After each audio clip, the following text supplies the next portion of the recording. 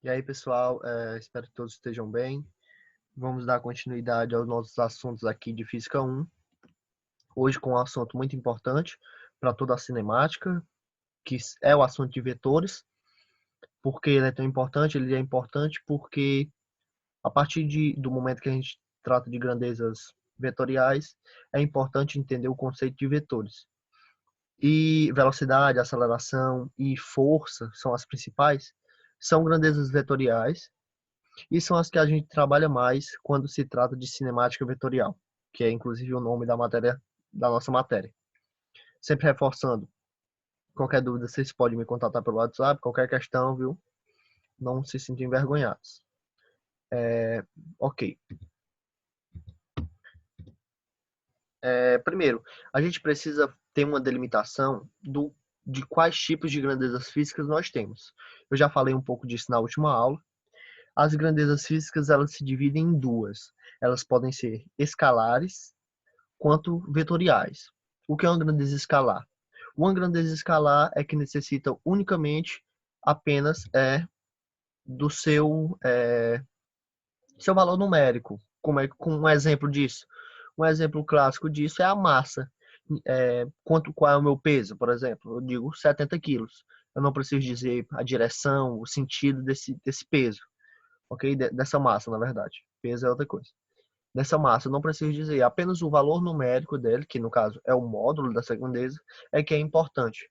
Aqui nós temos exemplos de algumas grandezas que são também escalares, comprimento, tipo 7 metros. A área, volume, temperatura, massa, tempo, velocidade escalar e aceleração escalar. Sempre que falar de velocidade, para ele virar uma grandeza escalar, eu tenho que especificar, né? Porque a velocidade em si é uma grandeza vetorial, assim como a aceleração, né? Grandeza vetorial. Já uma grandeza vetorial vai ser um pouco diferente. Eu vou precisar, além do módulo dessa grandeza, eu vou precisar que eu tenha um direcionamento para onde está se direcionando essa grandeza. Me dê um exemplo. Um exemplo clássico é a velocidade, né? Se eu digo que um corpo tem 20 metros por segundo, isso fica muito vago, porque eu não sei para onde é que está essa velocidade, né? Então eu preciso saber a direção e o sentido dessa velocidade, para onde está indo, né? Ok? É basicamente isso a diferença. Como é que eu vou diferenciar grandeza escalar? Eu preciso apenas do módulo. Ela só possui módulo. E já a grandeza vetorial, ela possui o módulo, a direção e o sentido. Eu preciso dessas três dimensões para que eu possa caracterizar uma grandeza vetorial. O que é um vetor? O vetor, basicamente, é, um modo gráfico que foi arranjado para representar essas grandezas vetoriais, né? O módulo, como eu já disse, é o valor dessa grandeza, o número que representa essa grandeza, né? No caso, a velocidade pode ser 10 metros por segundo, enfim. A direção. A direção, ela é basicamente o eixo em que esse vetor se encontra. Ele pode ser horizontal, caso esteja horizontalmente, pode ser vertical, pode ser inclinado, ele pode ser transversal, enfim, é a direção. E toda direção possui dois sentidos, né? Um direito e outro esquerda, por exemplo. Um cima e outro baixo, ok? Direção é o eixo em que esse vetor se localiza. Sentido vai ser o lado para onde esse vetor está direcionado desse eixo, ok? Não confundir a direção e o sentido, é o que mais comumente leva os alunos a errar questões, né? Confundir o conceito de direção e sentido. Direção você lembra de eixo, né? Você lembra direção é o eixo, horizontal, vertical, diagonal, enfim. E o sentido, você lembra sempre que é o lado, toda direção possui dois sentidos, o sentido vai ser o lado para onde esse vetor vai estar apontado. Ok? E para entender melhor o que é um vetor, fica impossível sem falar o que é um versor. Versor é como se fosse as componentes desse vetor. Quando ele é inclinado, por exemplo. Toda vez que um vetor é inclinado, ele possui, assim como eu falei na última aula, um método de representar ele tanto no eixo vertical quanto no eixo horizontal, que vai ser a partir da decomposição desse vetor, né? Ok? Então, a composição, a composição no eixo Y, como vocês podem ver aqui, ó, vai ser... Deixa eu aprender a mexer nisso aqui. Pronto. A composição nesse eixo Y vai ser separado do ângulo, então é A vezes o seno de θ, ok? Que é o ângulo aqui, que forma com o eixo X. E toda vez que falar em eixo Y, ele representa com a letrinha J, ok? E aí vai depender do tamanho desse versor, né? Ele costuma representar em versores de tamanho J e I, representar assim, ok? Já no eixo X, eles costumam representar com a letra Izinho e um acento circunflexo em cima, que é também o comprimento desse versor no eixo X, ok? Aqui, ó, se você for representar em versores, tá aqui, ó, é só a decomposição, né? O vetor no eixo Y vai ser A vezes o seno e no eixo X, A vezes o cosseno, ok? E aí a soma dos dois vai dar igual a o A vetor, né? O vetor A, ok? Beleza. Passando ao próximo slide. E a representação, né, de uma grandeza vetorial sempre é uma setinha direcionada para onde essa grandeza está apontada, né? O sentido, né, o que está apontado e na direção que é essa grandeza, normalmente com a setinha. E sempre que for representar, botar uma letrinha representando a unidade, vai ser a letrinha representando a unidade, uma setinha em cima para dizer que essa grandeza é vetorial, ok? Sempre que vocês verem uma setinha em cima, significa que essa grandeza é uma grandeza vetorial. Se não tiver, é porque ela é escalar, né? Ok? Deixa eu tirar aqui. Como é que passa?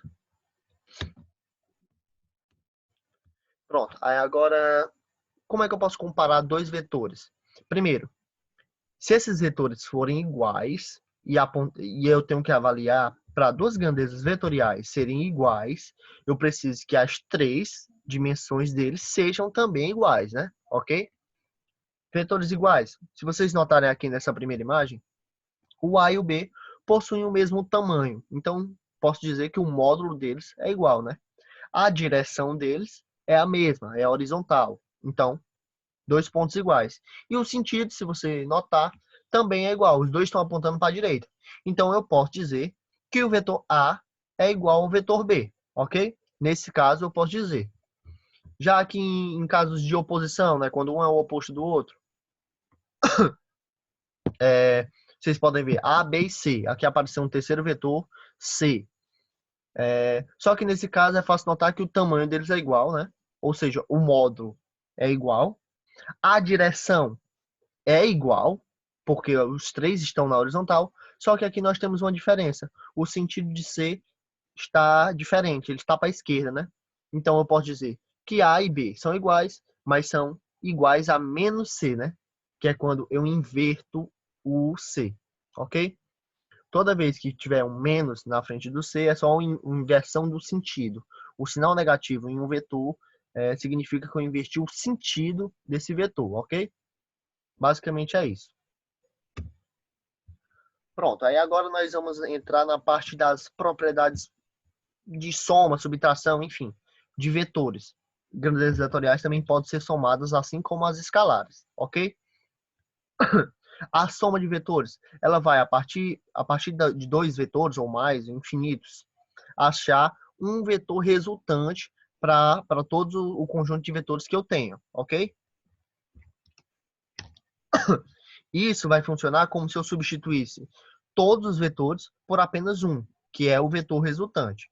E eu tenho duas regras de se fazer essa soma de vetores. A primeira regra vai ser a partir do polígono. A regra do polígono. Como é essa regra do polígono? A regra do polígono é basicamente assim. Você vai pegar, vai botar todos os vetores um sequenciado do outro, ok? Origem com o final do outro, e você vai ligar a origem do primeiro até o final do segundo, do último, ok? E esse aqui é o vetor resultante. Toda vida você vai fazer isso. Essa é a forma da regra do polígono. Sempre um em sequência do outro. Posiciona um junto ao outro, de forma que a extremidade de um fique junto com a origem do próximo, ok? E assim nós temos o vetor resultante. Como vocês podem ver aqui, deixa eu passar. Pronto, ó. A, B e C. Eu botei os três em sequência. A, B e C. Se vocês notarem, o vetor resultante foi da origem de A, que é o primeiro vetor, até o último C, a extremidade do C, e aí eu tenho o vetor resultante, vetor S, ok? Essa é a regra do polígono. Por que a regra do polígono? Porque eu boto eles em sequência, de modo que o vetor resultante vai fechar esse polígono e vai me dar um polígono fechadinho. Por isso que é a regra do polígono, ok?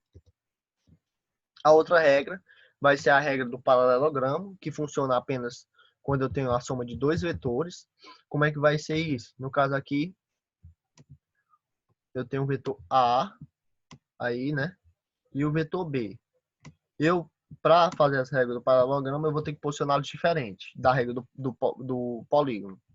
Nesse caso aqui, eu tenho que colocar os dois com a origem no mesmo ponto. Tanto A quanto B, ok?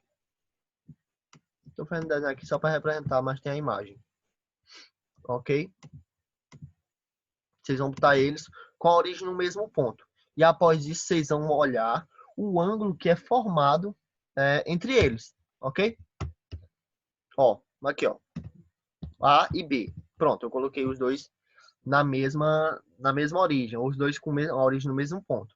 E aí, vocês vão colocar uma prolongação, um prolongamento pontilhado, ó, aqui, ó, até aqui, paralelo ao vetor A, e outro paralelo ao vetor B, formando um pontinho aqui no final. E sempre você vai ligar a origem dos dois até esse ponto final, que vai dar o vetor resultante, né? Nesse caso é o Rzão. Ok? Para eu achar o módulo desse vetor, eu tenho uma fórmula parecida, muito, muito parecida, com a lei dos cossenos, que vai ser essa daqui. O vetor resultante ao quadrado vai ser o vetor A ao quadrado, mais o B ao quadrado, mais duas vezes o A vezes o B, vezes o cosseno desse ângulo formado entre os dois vetores. Ok? Sempre para eu achar a soma por meio da regra do paralelogramo, eu utilizo dessa fórmula. Ok? Beleza. E aí existem os casos particulares, né, que são consequências do ângulo formado entre os dois vetores.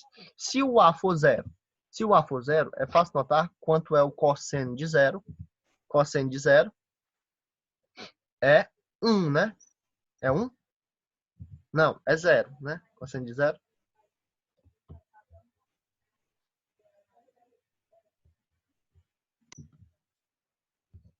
Não, cosseno de zero, na verdade, é 1 mesmo, né?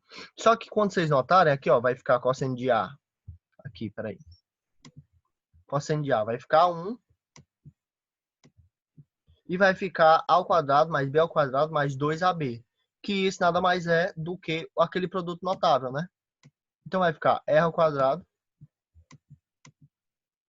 A ao quadrado, mais 2AB,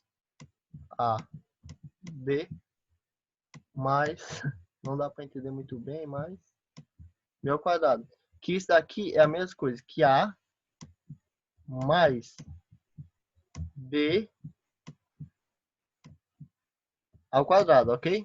Aí você corta o quadrado com o quadrado desse lado, vai ficar igual a R igual a A mais B, ok? Espero ter dado para entender. Fica basicamente o produto notável. Quando o ângulo for zero, quando o ângulo entre os dois vetores for zero, eu apenas somo o módulo desses dois vetores, ok?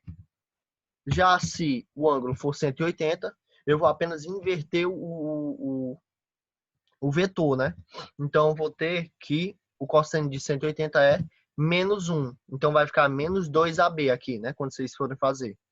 Então, vai ficar o mesmo produto notável, só que menos 2AB. Então, que é a mesma coisa que A mais B, A menos B ao quadrado, ok? Corta o quadrado com o quadrado, então R fica A menos B. Mesmo jeito que está aqui. E se for 90 graus, né? É fácil notar quanto é o cosseno de 90, zero. Então, com cosseno de 90 igual a zero, nós vamos zerar todo esse termo aqui, né? Então, vai ficar igual a R igual a ao quadrado mais B ao quadrado, que nada mais é do que aquele teorema de Pitágoras que a gente já conhece, né? Quando forma 90 graus, para eu achar o resultante, é só somar o quadrado dos vetores, ok? Aqui é um exemplo, se vocês quiserem testar em casa, mas é fácil notar quando há uma força empurrando atrás de você e outra do lado, que a regra segundo a regra do paralelogramo, né? A resultante vai ser essa inclinada aqui, né? É fácil testar, é só pedir para alguém empurrar do lado e outro nas costas. Você vai perceber que você não vai nem para frente nem para o lado, você vai inclinado, né? Basicamente é só para representar essa curiosidade da regra do paralelogramo. Subtração de vetores. Bom, aqui nós temos que prestar atenção que a subtração de vetores nada mais é do que a soma de vetores, só que invertendo o sentido de um, né? Se nós botarmos A menos B, por exemplo, vai ficar A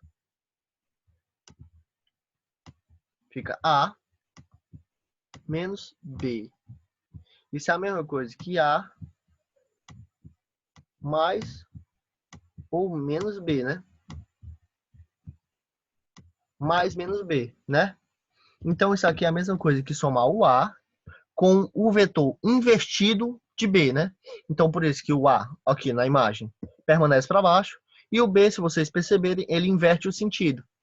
E aí, faz como se fosse uma soma normal, né? Só puxar da origem até a extremidade do outro, que aí nós temos o resultante. Ok? Era só isso. Subtração é como se fosse uma soma, só que com a inversão do segundo vetor, ok? Do que está com o sinal negativo. Cadê? Pronto. E aqui nós temos o produto de um escalar por um vetor. O que é um escalar? Um número qualquer. Sempre que nós multiplicarmos um número por esse vetor, vai ser só multiplicar o módulo desse vetor por 2, sem mudar sentido, sem mudar direção. Já se nós multiplicarmos por algum número negativo, como aqui no caso de menos b, ó, de b, como eu multipliquei por menos 3, o sentido dele inverteu, a direção permanece a mesma, mas o sentido dele inverteu e o módulo dele, né, multiplicou por 3. Ok? Sempre que multiplicar por menos, o sentido é invertido, por A, por positivo, por número positivo, o sentido permanece o mesmo, a direção permanece o mesmo, só o módulo muda. Por negativo, o módulo muda e muda também o sentido, ok? E aqui, relembrando o assunto que eu dei na última aula, mas que a gente precisa reforçar, né? Porque a gente vai conviver direto com isso, né? Tanto na cinemática quanto na mecânica, que é a decomposição de vetores, né? Sempre lembrando, colado, cosseno, separado, seno. Então, para eu achar a componente y separada do ângulo beta, é só multiplicar o vetor A vezes o seno de beta, ok? Para eu achar a componente que está colada no ângulo, é só multiplicar pelo cosseno de beta, ok? Beleza. E agora nós vamos para um exercício aqui só para revisar o que foi repassado na aula. Ó, primeiro, eu vou mostrar os três modos de soma para vocês. Os três modos de achar resultado desses vetores. Primeiro, vamos achar os versores de A. Vai aqui direitinho, pelo menos. quantos versores na componente vertical nós temos para o A, né? 1, 2, 3. Então, vou ter 3J, né? Mais quantos versores na horizontal? 2, né? Então, vou ter 2I. Já para o vetor B, o vetor B é fácil notar que verticalmente nós não temos nenhum, né? Ele é horizontal. E então fica só 3I. Ok? Beleza? Só 3 assim na horizontal. Já para o C, vou fazer aqui, porque eu não vou conseguir fazer aqui. C, horizontalmente. Horizontalmente é só 1. Verticalmente é menos 2J. Ok? Mais 1I, né? Que é na horizontal. Ok? Isso aqui são os versores. É só contar quantos quadradinhos tem. Ó. O A, aqui, ó, na vertical, tem 3, então é 3J. Quantos na horizontal? 2, então é 2I. Ok? O B, na vertical, tem quantos? Nenhum, né? Então não tem nenhum. Tá 0J. 0J eu não preciso escrever. Na horizontal, nós temos 3, então é 3I. Ok? No C, se vocês notarem, ele está apontado para baixo. Então é menos 2J, né? São duas casas na vertical reduzindo, né? Ele está caindo de cima para baixo. Então é menos 2J. E na horizontal é só 1I, ok? Para eu achar a resultante, por exemplo, de A mais B, é só eu somar. A mais B vai ficar 3J, somando os versores, né? A, o item A. Vou botar só item A, para não ficar escrevendo A mais B. Soma 3J com 0J, fica 3J. Ok? E o Z fica 5I, né? Ok? Esse vai ser o resultado da soma em versores do vetor A mais B. O item B, como é que eu somo A mais C? A mais C. O J fica 3J menos 2J. Então vai ficar só 1J. Ok? O I, como é que eu somo? 2I mais 1I dá 3I. Já o item C, que é a soma de todos, só somar. O J com J, I com I. J com J fica 1J também, do mesmo jeito. Mais os I. São 2I do A, 3I do B e 1I do C. Então vai ficar 6I. Pronto. Essa seria a resposta caso ele pedisse em versores, né? Mas como ele não pede assim, essa é uma das respostas que ele poderia pedir. Mas A mais B, primeiro eu teria que posicioná-los assim, né? A mais B. Já o B, eu posiciono como?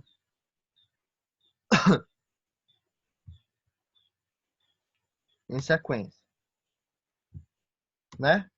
Um em sequência do outro, essa é a regra do polígono. E sempre ligando a origem do primeiro com a extremidade do último. Ok? Esse seria o vetor resultante. Ok? Beleza? Sempre que for a regra do polígono, se refere desse jeito. Beleza? Já se fosse pela regra do paralelogramo, se formaria, botaria os dois na mesma origem, o B aqui inclinado não, horizontal, e prolongaria.